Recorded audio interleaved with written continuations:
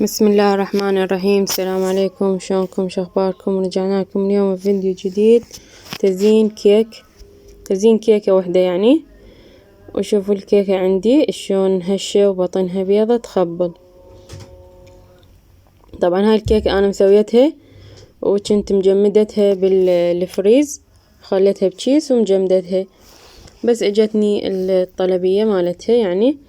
طلعتها قبل ساعة، خليتها على الكاونتر هي وتشيزها لحد ما ماعت النوب، قطعتها واشتغلت بيها. وعندي هاي الكريمة خفقتها خليتها بالتشيز. عندي هاي الحشوات العفو مال المروار بالفراولة ومروار بالكاكاو، حشوات كلش طيبة.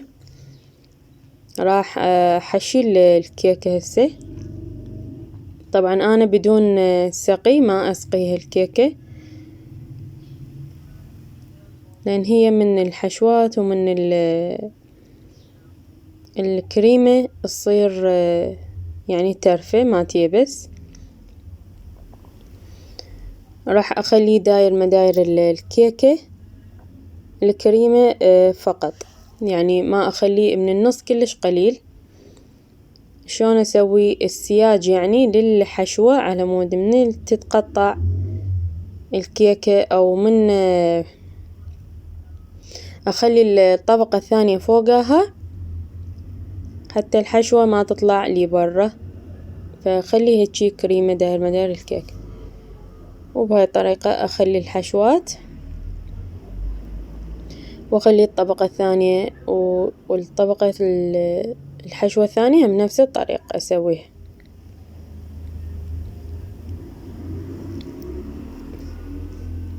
وبهاي الطريقة واضغطها كل زين حتى تلتصق عليها.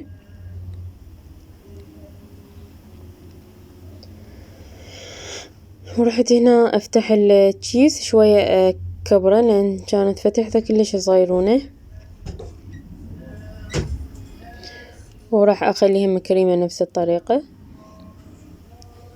واخلي الحشوة ثانية واكبسها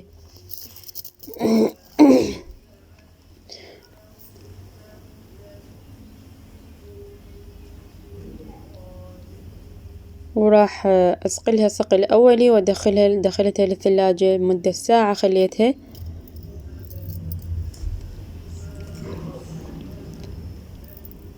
يعني جمد الكريمة النوب، يلا طلعتها اشتغلت بيها الشغل الثاني بهاي الطريقة مثل ما تشوفون. وراح اكبسها كل زين.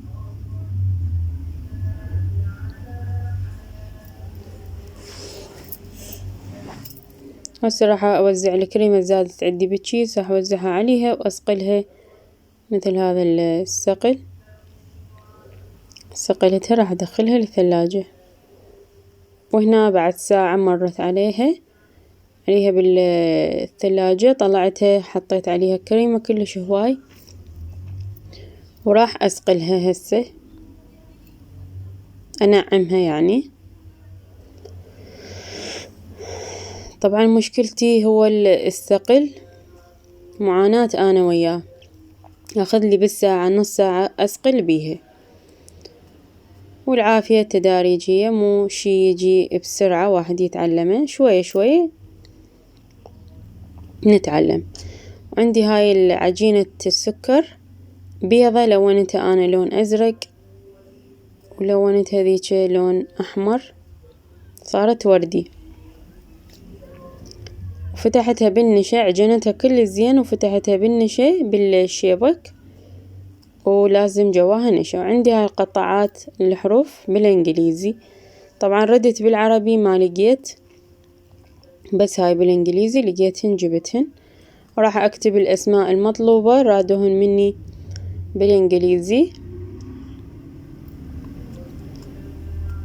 وحتى اخليهن على صفحة قبل ما اشتغل بالكيكة يعني اكملها، اخليهن على صفحة حتى ينشفن، اريدهن كلش يصيرن شون الحجارة يعني، بحيث من احطهن على الكريمة ما ينقعن.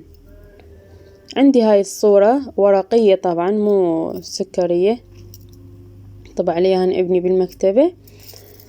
قطعتها على هذا الشكل ولزقت بظهرها لزاق شفاف حتى من نحطها على الكريمة ما تنقع، الورقة ما تنقع. راح احدد البدلة مالتها، اسويها بدلة كلش كبيرة، يعني سويتها طبعا سويتها هيجي وصارت عوجة، رجعت النوب عدلت عليها تعديلات صارت كلش حلوة، يعني بعد كبرتها هسه هم بعد يرادلها تعديلات. هسه صارت تمام كلش حلوة. سويت هذا الإطار مالتها. هسه راح أسطر بعد الاسم، هذا الاسم خليته واللمسات الأخيرة هم راح أخليها وصير كيكتنا جاهزة. طبعا صارت كلش حلوة. اسم الولد كتبته بالأزرق واسم البنية كتبته بالوردي.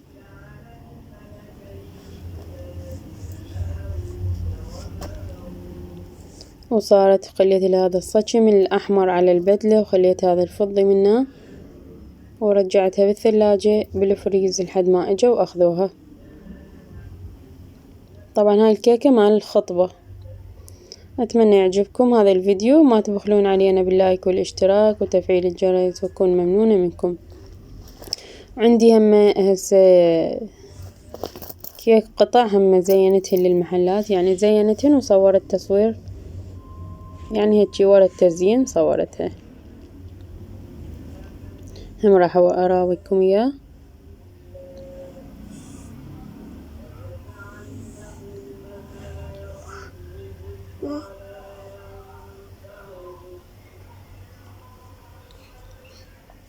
وهاي كيكنا القطع، تزيين بسيط بس كلش حلو.